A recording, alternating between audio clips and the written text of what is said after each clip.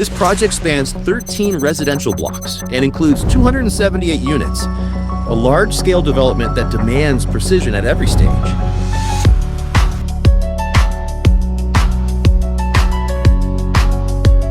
Led by the Wiedehopf team, the facade is executed with over 80,000 square feet of ACM panels in black and bronze tones.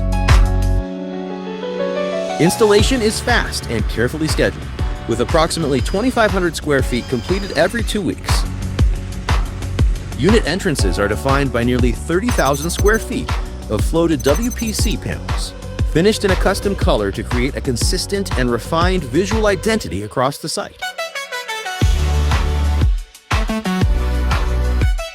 Behind the façade, each block is wrapped with a vapor-permeable waterproofing layer, allowing the building to breathe while preventing moisture buildup and mold. Rigid insulation is integrated to improve overall thermal performance. At Wiedehopf, every phase from design and fabrication to installation is carried out in full compliance with Ontario Building Code requirements. The result is a durable, high-performing facade with a clean, modern architectural expression.